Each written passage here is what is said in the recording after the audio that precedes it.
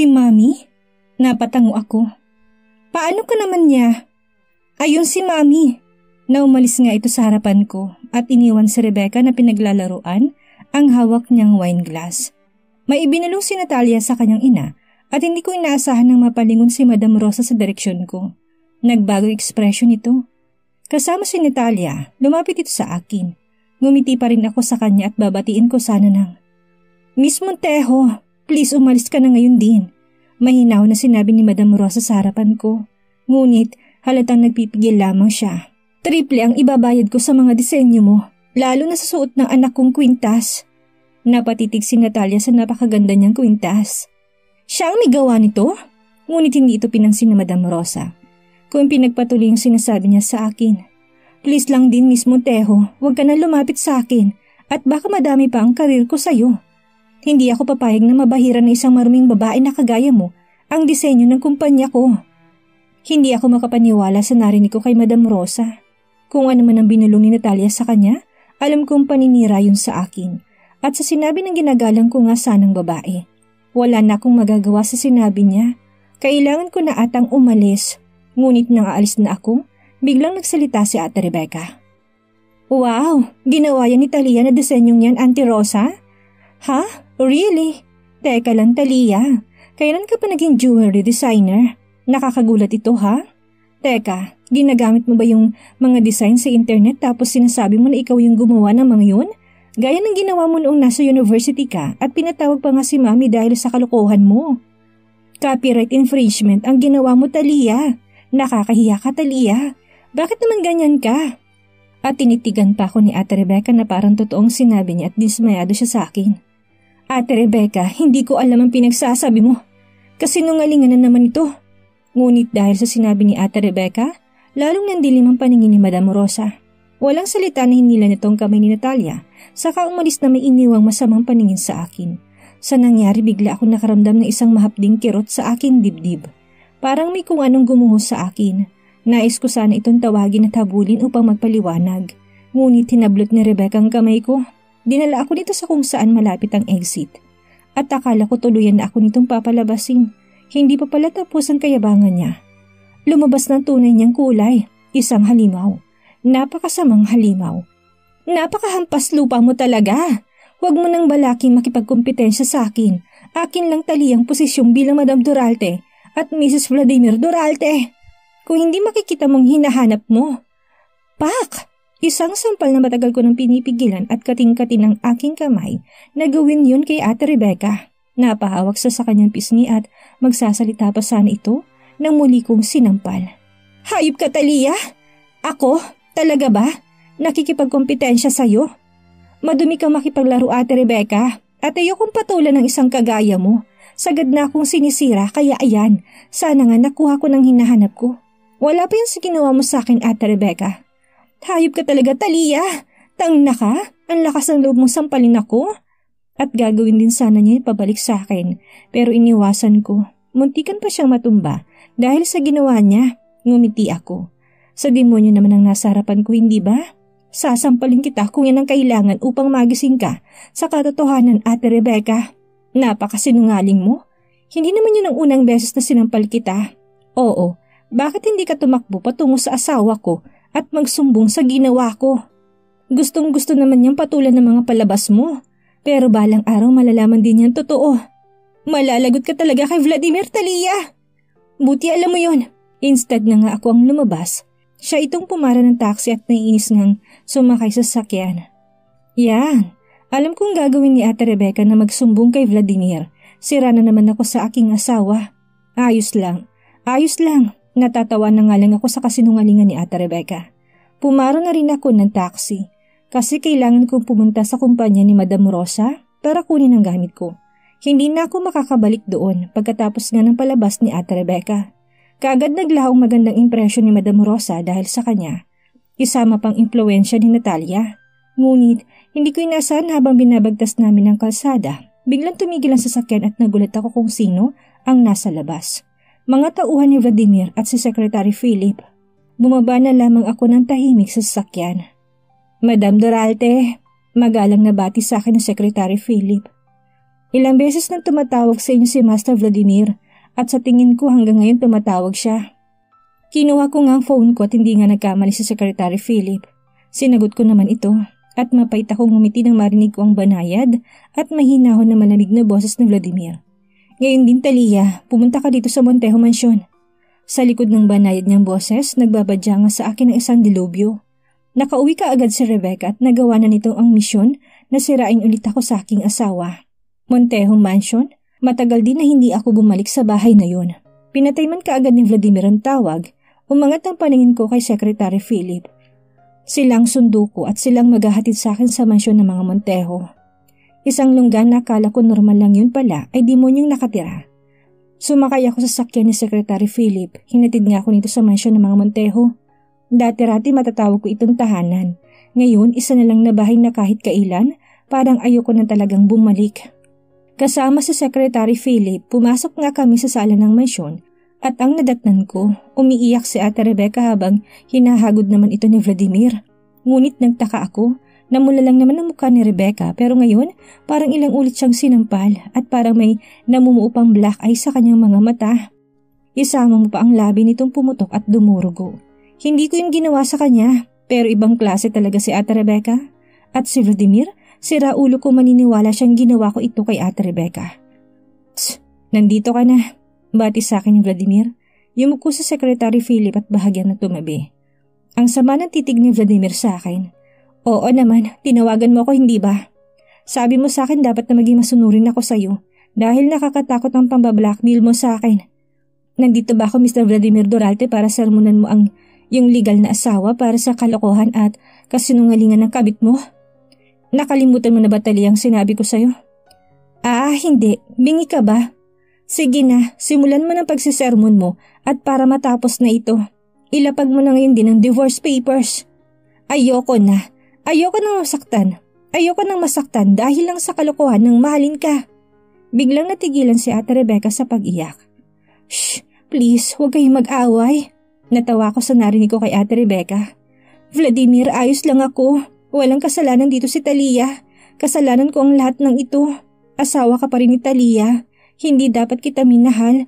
Pero Vladimir, hindi ko talaga kayang wala ka sa tabi ko. Sa katuluyan ngang humagulhol sa iyak si Ate Rebecca. Ngunit ang concern niya, kaya lang naman niya nilamon. Magaling, inamin mo din na may kasalanan ka. Ngunit kung alam mo may kasalanan ka Ate Rebecca, bakit ayaw mo pa rin lubayan ang asawa ko? Hindi ako nakakadiri dito kung hindi ikaw Ate Rebecca. Hindi ka ba nandidiri sa sarili mo? Vladimir, please, wag mo nang galitin si Talia. Mas lalo siyang magagalit sa akin. Hay, Rebecca Montejo. Hindi kita pinalaki na magkaroon ng malambot na puso para sa mga taong walang utang na loob, si Doktora Carlota. Huwag kang tanga, tinutulungan mo pa rin ang ipokritang yan at walang utang na loob. Tingnan mo nga yung sarili, hindi ko halos maisip kung anong ginawa ni Talia sa mukha mo. Ikaw naman Talia, kung balak mo sirain ang mukha ng Ate Rebecca mo, ako na muna. Bakit hindi ma'am? Hamon ko sa kanya. Nang malaman niyo ng sampal ko, hindi mangyayaring ganyan kay Ate Rebecca. Anong nangyari kay Ate Rebecca? May nakasalubong ka bang lasing at binubog ka? Puro ang tanong kong yon ang sumagot at sasagutin sana nito'y sampal kung hindi lang pinigilan ng Secretary Philip ang kamay ni Doktora Carlota. Vladimir! Angal nito. Napabuntong hininga lamang si Vladimir. Hindi maganda kung sasaktan niyo si Talia. Wala akong tiwala sa mga tauhan niyo na hindi ito makakarating sa Old Master Doralte. Kaya naman binitawan ni Secretary Philip ang kamay ng doktora. Ngunit biglang may humampas sa balikat ko na bago pa man ako bumagsak.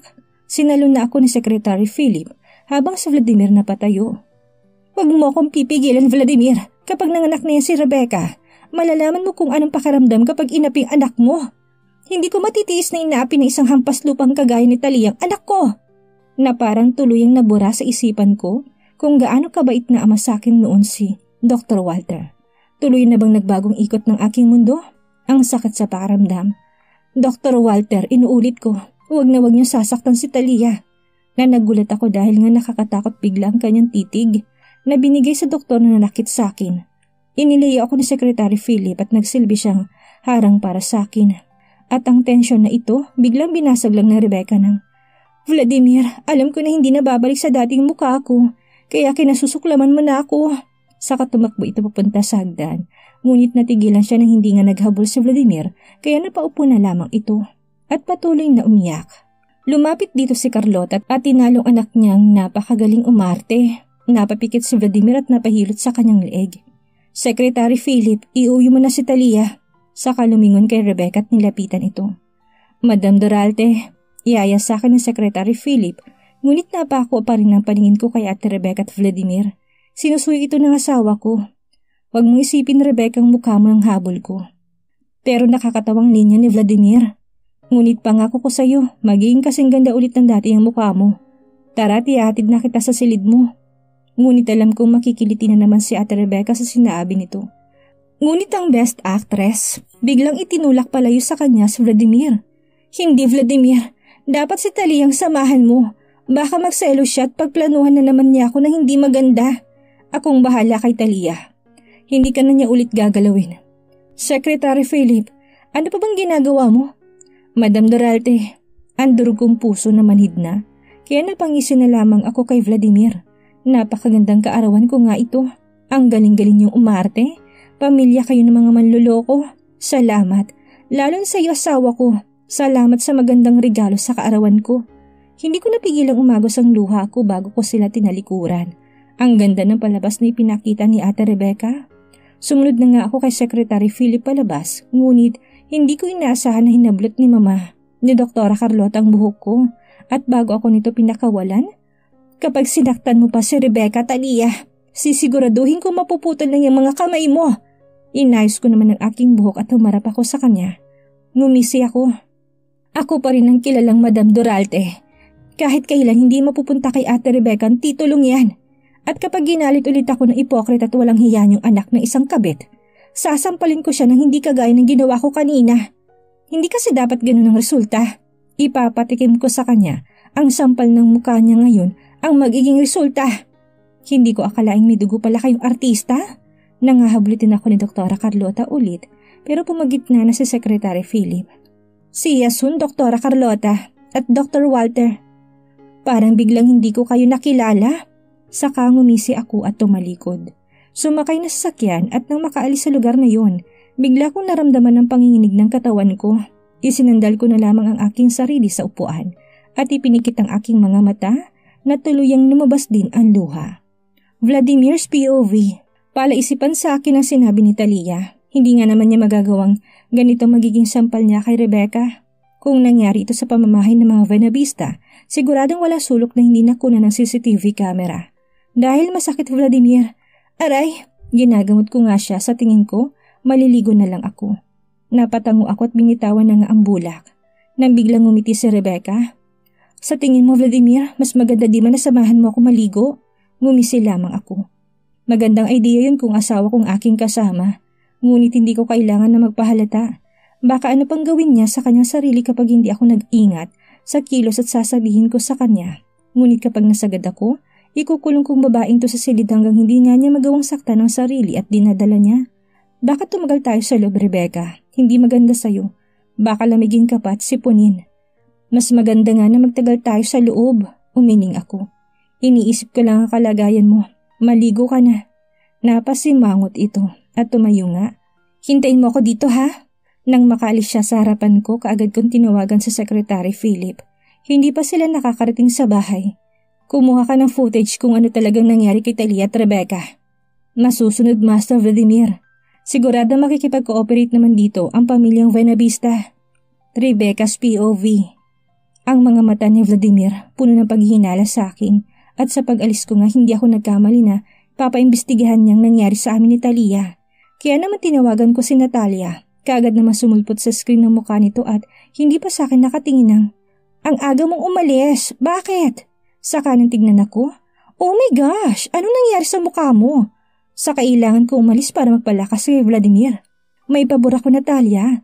Papunta dyan ang tauhan ni Vladimir para nga paimbestigahan ang nangyari sa akin. Maaari mo bang burahin lahat ng footage? Hindi naman kasi malala nangyari sa amin ni Talia. Siya pa nga yung kamuntikan ko ng maitulak. Ngunit ang mukha ko parang nga akong binugbog ng sagad. Paburahin mo. Naman, Rebecca, makeup lang ba yung nasa mukha mo? Tsk, hindi, nagpabugbog ako. Naman, dahil sa pagmamahal kay Vladimir, ginagawa mo yan sa'yo sarili? Tulungan mo na lang ako nang hindi mabasura itong effort ko. Ang galing naman beste ng effort mo ha? Sure, madaling trabaho lang naman yan sa akin. Thanks Natalia. Welcome, kahit ako may birthday sa araw na to. Talia's POV. Nang makarating kami sa mansyon, kaagad kami sinalubong ni Mrs. Doris na walang ngiti niya na mahalata nitong namumugto ang mga mata ko. Alam na niya na hindi maganda nga ang sinapit ng araw kong ito. Mrs. Doris, kayo nang bahala kay Madam Doralte. Sa Secretary Philip at tuluyan nga akong inalalayan ni Mrs. Doris papasok ng bahay. Hindi na lang ito nagsalita at pinaghanda nga ang paliguan ko. Nakatulala lang talaga ako. Makikita ko sa aking study table ang mga draft ng disenyo ko dahil nga may inspirasyon ako na gawin yun. Ang sinabi ni Madam Rosa na maganda ngang mararating ko sa industriya. Pero ngayon parang gumuho lang ang lahat. Napabuntong hininga na lamang ako. Tumayo ako at lumapit sa mesa sa kaniligpit lahat ng gamit ko. Nadatnan ako ni Mrs. Doris. Madam Doralte, bakit niyo po binabasura ang mga yan? At hindi ako kumilos nang siyang kumuha ng mga yun sa basurahan at inayos na binalik sa mesa ko. Sayang naman kung hindi niyo tatapusin. Pangarap din niya ng anak ko, kaya lang namatay ang anak ko noong 3 buwan pa lang siya sa kanyang trabaho sa isang aksidente. Kaya nakita ko sa inyo Madam Doralte ang anak ko. Nakakadurog naman ng puso kung susuko kayo. Malungkot akong tumingin sa kanya at napaupo nga ako sa aking upuan at tuluyan ng umiyak ng tahimik. Madam Doralte, kaarawan niyo ngayon. Sana hindi naman kayo umiiyak ng ganyan. At kanina pa nga ako Mrs. Doris umiiyak. Kailan ito matatapos? Kailan? Naligo ako at naalala ko mga pagmumukha ng mga taong yun. Napakasama nila. Bakit sila ganun? Anong ginawa kong mali sa kanila? Pagkatapos kong maligo, nagbihis ako at wala ngang sigla sa aking katawan upang gustuhin ko ngang matulog na lang muna. Kung hindi uuwi ngayon si Vladimir, ayos lang naman. Hindi rin tatagal mawawala na din ako sa mundong ito. Basta ang akin, mananatili ako Madam Doralte at dadaling ko yun hanggang sa kamatayan ko. Vladimir's POV. Master Vladimir, negative. Wala kami nakuhang footage. Nakauwi na din kanina si Madam Doralte. Paanong wala? Napabuntong hininga sa Secretary Philip. Dahil may nagbura na nito. Napangisi ako. Tangna. Ngayon hindi ko alam kung paniniwalaan ko ba si Talia o si Rebecca. At si Rebecca hindi pa rin natutulog kahit nga malalim ng gabi. Bago sana magtapos ang araw na ito, nais kong bumawi sa asawa ko. Makasama siya. Ngunit sinasadya ito ni Rebecca para nga palipasan ang araw ng kaarawan ni Talia.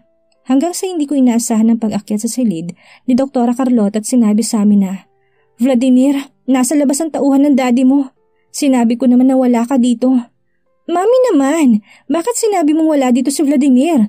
Kung malaman ng old master na nandito si Vladimir, ibig sabihin hindi namin kailangan itago ang relasyon namin ni Vladimir. Malungkot na sabat na Rebecca. Sinabi ko naman sa iyo Rebecca na hindi magandang malaman ngayon ng old master Doralte ang tungkol sa relasyon natin.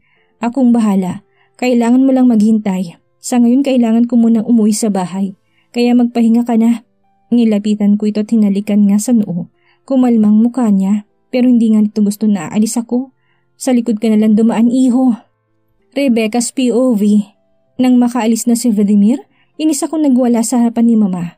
Hindi ko nga napigilan kanina na sabihin sa kanya kahit nasa harapan pa si Vladimir. Bakit niyo kasi sinabi? Dapat pinatuloy niyong tauhan ng old master Doralte. Para makita nila na kami tunay na nagmamahalan ni Vladimir. Mami, bakit bigla ka naman nagpakatanga? Maaasahan ko ba talaga kayo? O nilalagay niyo lang sa panganib ang maging kami ni Vladimir? Nakakainis kayo. Rebecca anak, sobra akong naiinis. Saka wala nga akong humpay na binasag at tinapon ng mga nakikita kong gamit. Hindi kayo nakakatulong. Rebecca anak, may gagawin kami para tuluyan ng malampaso nga yan si Talia. Tuluyan na mapahiya yan si Talia. Baka naman baliktad ang mangyari. Ako ang masira kay Vladimir. Winarningan ko pa naman si Talia na wag niya akong kakalabanin. Tapos ganito lang ipapakita natin sa kanya. Sa tingin niyo matatakot yun sa atin? Nakakainis kayo! Vladimir's POV. Nagmadali akong umuwi at malapit nang mag-alas 12. Ngunit na makarating ako sa bahay, nadatnan ko si Mrs. Doris na kakalabas pa lang sa silid ni Talia. Master Vladimir, si Talia nakatulog na ba? Napatango ito. Ngunit pumasok ako sa silid at nakita ko nga nakatulog na ito at hindi may tatanggi ang kalungkutan sa kanyang mukha. Naalala ko kung paano siya hinampas ni Dr. Walter. Tsk, anong gagawin ko sa doktor na yun nang hindi nila malalaman na ako may kagagawan? Ang tanggalin ko kaya ng lisensya? Not bad. Lumapit na lamang ako kay Talia at inayos ang kumot nito. Hinalikan ng pisngi saka ang noo nito. Napabuntong hininga na lamang ako. Patawarin mo sana ako, Talia, kung hindi nga kita kayang protektahan. Buntis ka at ayaw mong magpatingin sa doktor para mag-undergo sa paternity test. Ngunit napatitig ako sa aking relo. Sakto, 1 minuto na lang panibagong araw na. Happy birthday, Talia. At ang hiling ko, sana nga wala na sa'yong gumulo. At umiwas na lang tayo sa gulo. Please? Talia's POV. Kinabukasan na magising ako, masakit ang aking katawan. Kaya dumiretso ako sa may terrace at napaunat ng aking katawan. Medyo nahilo ako pero nakontrol ko naman na hindi bumagsak. Magandang panahon at ang presko ng simoy ng hangin. Umuwi ba si Vladimir? Bakit tinatanong ko ng ganyan ang aking sarili? Ano pa nga bang pakialam ni Vladimir kung uuwi siya o hindi? Hawak naman ng taong yun ang buhay at oras niya. Habang ako kontrolado niya dahil sa pagmamahal ko sa kanya at dahil din sa pagpapakasal ko sa kanya. Para lang maligtas ng pamilyang Montejo sa ilang sindikato na kumukontrol sa kanila noon. Tapos, ito lang isusuklin nila sa akin? Eto ba talagang papel mo sa mundong ito, Talia? Hahayaan mo lang ba sila? Ipinikit kong aking mga mata at sinamyo ang sariwang hangin. Saka nga kahit parang baliw, ngumiti ako. Sabi nila kapag ngumiti ka at lahat ng nilalagay mo sa iyong mindset, magkakaroon ng probability na mangyari. Kaya maging positive lang, Talia. May mga taong nagmamahal naman sa iyo, hindi ba? Bumaba ako at alam kong walang Vladimir sa pagkainan, kaya naman kumuha lang ako ng sandwich at dagli ang ininom ang gatas na tinimpla sa akin ni Mrs. Doris. Hindi po ba kayo kakain ng maayos na agahan, Madam Durarte? Hindi kayo kumain ng hapunan kahapon. Sandwich lang at gatas, sapat na po ito, Mrs. Doris. Saka lumabas ako ng bahay habang nasa daliri kong inuubos kong sandwich. Namalayan ko na lang dinala ko ng aking paa sa greenhouse na meron pala sa likod ng bahay ni Vladimir. Parang balak ko tuloy magpagawa ng study table dito at kasamang mga halaman. Magkakaroon ako ng tiwasay na buhay. Paano kung gumawa na lang ako ng maraming design tapos itago ko lang at kapag meron na akong kapital, magpapatayo din ako ng sarili kong kumpanya? Ngunit bigla akong nalungkot. May tsansa na kapag hindi dumating ang himala na inaasahan ko, para saan pang mga design na yun kung mawawalanan din naman ako? Saka sana nga bago ako tumalikod sa mundong ito, makilala ko na yung pamilya ko. Pamilya na mas mabuti atang sa kanila ko iwan ang baby ko. Nandiyan naman si Kuya Simon at Gwen para gabayan ang baby ko, hindi ba? Napangiti ako. Iiwan ko na lang ang kayamanan na alam kong may papamana ko sa baby ko. Kaya hindi ako titigil sa paggawa ng mga design. Buong araw nga, pinaayos ko yung magiging study part ko sa may greenhouse. At napakaganda nga ng naisip ko. Komportable at tahimik pa sa silid na meron ako. Idagdag mo pa sa dating workplace ko. Labas-pasok nga doon si Vladimir. May mga order naman na maliliit na kumpanya at part-time ko lang ngayon. Freelance kumbaga. Ayos na ito. Kesa nga masyado akong na-expose sa mga bagay na alam ko namang merong kakambal na adversity. Hanggang sa lumipas ngang ilang araw na hindi ko namalayan, ang buhay ko nga naging tahimik na lamang. Ngunit sa pananahimik kong ito at pag-iwas sa gulo, ito naman ang lumapit sa akin.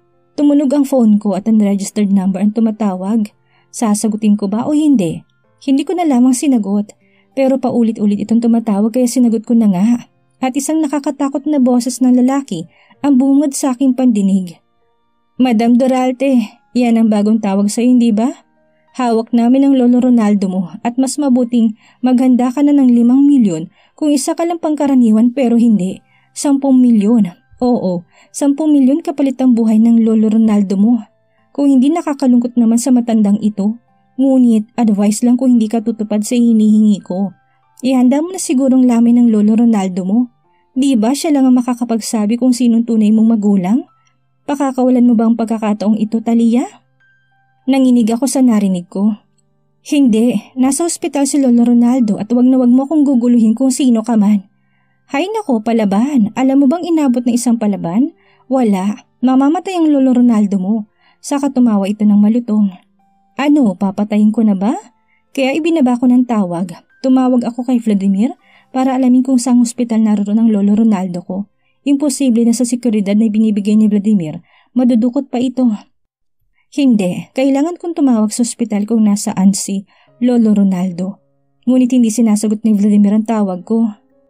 Dahil hindi ko makontak si Vladimir, tinawagan ko na lamang si Dr. Gwen. Alam mo ba kung nasaan ang lolo Ronaldo ko? Oo, bakit anong nangyari, Talia? Sa tono ng boses mo parang merong mali.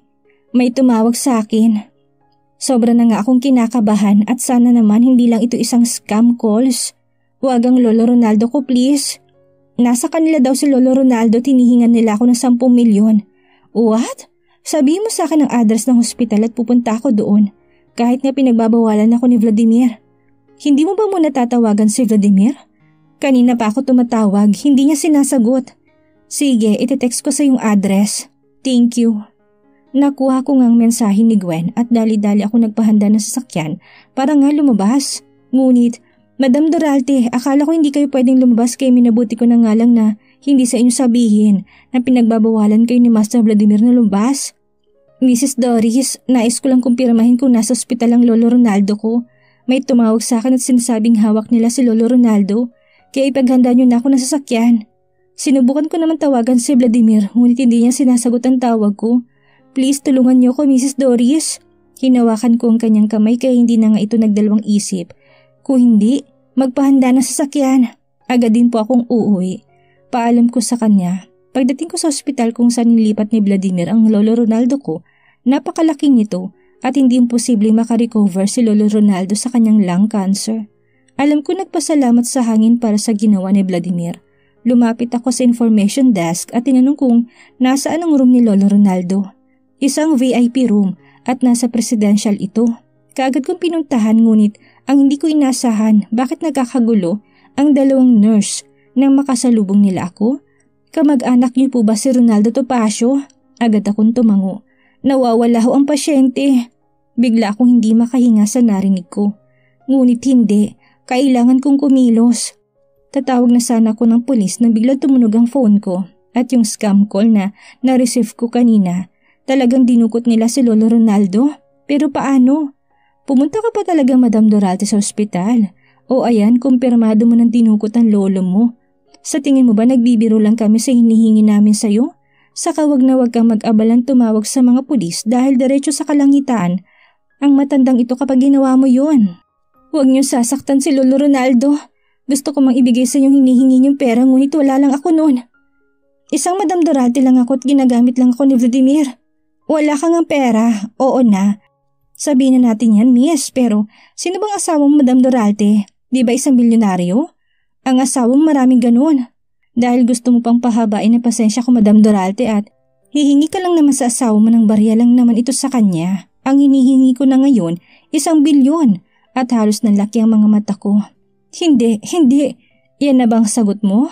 Papatay na ba namin na matandang ito? Tumigil kayo. Huwag. Susubukan ko na lumapit sa asawa ko. Ngunit huwag niyong sasaktan ng lolo Ronaldo ko. Ganyan nga, miss. Bibigyan ka lang namin ng 1 oras at pagkatapos niyan, muli kaming tatawag. Saka nga pala, kapag nagkamali ka sa kilos mo, talagang walang segundo na puputok sa bungo na matandang ito ang bala ng aking baril. Nauunawaan mo ba? Oo, nauunawaan ko. Rebecca's POV. Romulo, gusto ko yung tuluyan na masira yung si Talia sa paningin ni Vladimir. Siguraduhin mo na magagawa mo yun. Ako pa, chill lang Rebecca. Ang anak ko magiging tagapagmana ng Doralte Corporation at ang mafia group ng lolo niya. Nasa'yo yun, kaya sisiguraduhin ko na gagawin ko yan. Mabuti ng malinaw hindi ba Romulo? Yes naman my loves, magkita tayo. Mamayang gabi ha? No, stop Romulo. Papunta dito si Vladimir. Hay, masyado ka namang papansin sa Vladimir na yan. Ano naman ang patama mo kay Vladimir ha Romulo? Talia's POV. Nagdadalawang isip man, pumunta ako sa opisina ni Vladimir. Ngunit ang nadatnan ko sa Secretary Philip na hinarap kaagad ako. Hindi ko makontak si Vladimir, nasaan siya? Madam Doralte, malungkot ang tono ng boses ni Secretary Philip. Kakaalis lang niya pupunta sa Montejo Mansion. Nagkaroon ng emergency si Miss Rebecca. Pilit nga ako napangiti sa aking narinig. Gayon pa man nagpasalamat nga kay Secretary Philip. Kailangan ko pa atang pumunta sa bahay na yun ulit. At kahit ayoko, kailangan kong gawin para kay Lolo Ronaldo. Si Vladimir lang ang malalapitan ko sa problemang ito, wala nang iba. At kapag lumapit ako kay Kuya Simon, kapag nalaman ito ni Vladimir, Hindi magandang aabutin ni Kuya sa kanya. Nilakasan ko ngang aking loob na pumunta. Nakarating kami ng taxi sa harapan ng tarangkahan na malakas ang ulan. Wala akong payong at kailangan kong tumakbo papunta sa silungan ng tarangkahan. Diyos ko po, anong ginagawa ko sa aking sarili? Bakit nangyayari ito sa akin? Kahit nga nakasilong na ako, basa pa rin ako. At hindi tumitigil ang oras para nga magsayang ako upang magpatila lang. Ula lang naman ito, Talia. Pumasok na ako sa bakuran at nakasarang main door. Wala akong makitang tauhan kaya napakatok na lamang ako sa pinto. Ilang saglit lang may nagbukas ng pinto. Ngunit bago pa man ako makapagsalita, umuulan na nga ng malakas, bigla pa akong sinabuyan na nagyayelong tubig. Saka napangiti ang gumawa nito sa akin. Oops, akala ko ba hindi ka na babalik dito? Nagmamagaling na ampon? Nandito ka na naman ba para saktan si Rebecca? Magkalinawan nga tayo, Talia. May utang na loob ka ba sa pamilya namin? Kasi kung alam ko lang naman nasasaktan mo si Rebecca, hindi sana ako pumayag na ampunin ka at ilihim na kay tagal ang totoo ko sa'yo na ampun ka lang. Tse, lumayas ka ngayon din sa bahay ko, Talia, at wag na wag kang babalik dito. Si Doktora Carlota. Nakaagad nga nitong binalibag pa sarang pinto at naiiyak ako natatawa sa nangyari sa akin. Naiiyak ako kasi hindi ko naman ginusto na ampunin nila ako. Sinabi ko ba sa kanila na, Doktora Carlota, paampun po sa akin. Nakakatawa kasi tingnan mo naman, inampun nila ako para makakuha sa akin ng bone marrow para mailigtas ang walang hiyang Rebecca yan. Kung wala ako, wala na din pag-asa yung Rebecca para maging normal. Ngunit kailangan pa ba niya ng bone marrow ko kasi nga ang pag-iisip niya napakademonyeta? At ang lakas nilang sabihin na ganito ba talagang isusukli ko sa kanila na panghabang buhay namang utang na loob nilang bone marrow ko habang nabubuhay pa yung si Rebecca? Huminga ako ng malalim. Hindi itong priority ngayon. Kailangan ko mailigtas si Lolo Ronaldo. Kailangan ko makausap si Vladimir at kahit nga nilunok ko na ng ilang beses ang pride ko, kailangan ko ng tulong niya. Sumugod ulit ako sa ulan at tinanap ang bintana na yun ang silid ni Rebecca. Nakita kong sasakyan ni Vladimir na nakapark. Ibig lang sabihin, nandito nga siya. Napakagat ako ng labi at halos hindi ko maidilat ang aking mga mata habang malakas ngang pumapatak ang ulan. Vladimir, nandiyan ka ba? Vladimir! Isang oras lang ang palugit sa akin. Ilang minuto na lang ba natitira? Please naman, sana walang gawing masamang kumuha kay Lolo Ronaldo. Vladimir, kailangan ko ng tulong mo. At sana kausapin mo ko tulungan. Please, tulungan mo ko alang-alang na din sa relasyon nating dalawa. Sa totoo ngang kasalanan naman niya kung bakit dinukot si Lolo Ronaldo. Kung nanatili lang ito sa pangangalaga ni Gwen, hindi paghihinalaan na may mayamang kamag-anak si Lolo Ronaldo. Ang asawa ko ngang si Vladimir, may dumukot kay Lolo Ronaldo. At kapag hindi ko sinunod, ang gusto nila papatayin nila ito. Please kung naririnig mo ko, parang awa mo na. Na talagang nasasaktan na ng husto ang mukha ko sa patak ng ulan. Mas malala pa ito sa sampal na tamo ni Rebecca sa akin. Parang ilang beses akong sinasampal. Ako bang kinarma? Bakit ako? Vladimir, ikaw lang talagang alam ko na makakatulong sa akin. Please lang kausapin mo ko. Ngunit ilang minuto na ako nakatingala sa bintana. Nauubos lang ang oras ko, walang sumagot at walang nakikinig sa pighati kong ito. Kahit ang ulan, may nabuting kampihan sila, nakakapanlumo, nasasaktan ako ng husto. Paalis na sana ako dahil ang huli kong ang baraha si Kuya Simon, pero parang bubukas ang pinto kaya kagad akong lumapit. Vladimir!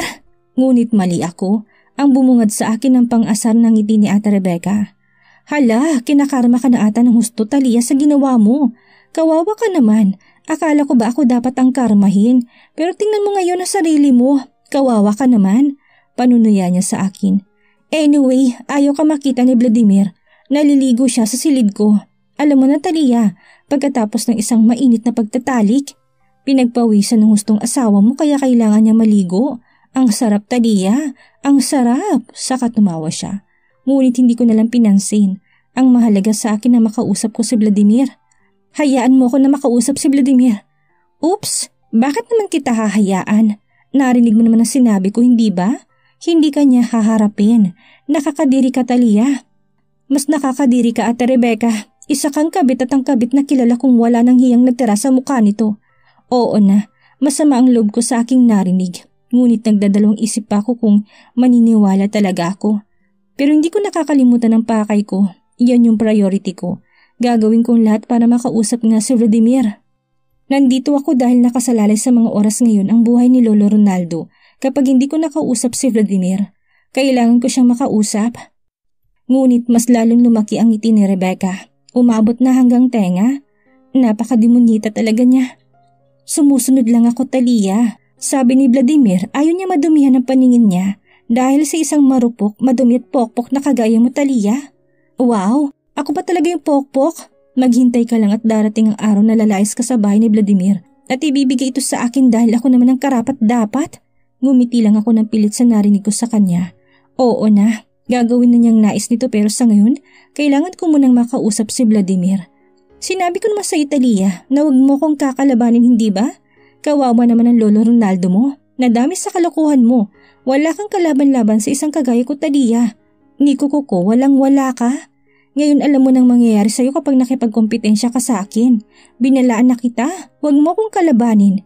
At dahil sa sinabi ni Ate Rebecca, ibig lang sabihin siyang may kagagawan sa pagkakadukot kay Lolo Ronaldo. Ikaw? Ako nga, Talia.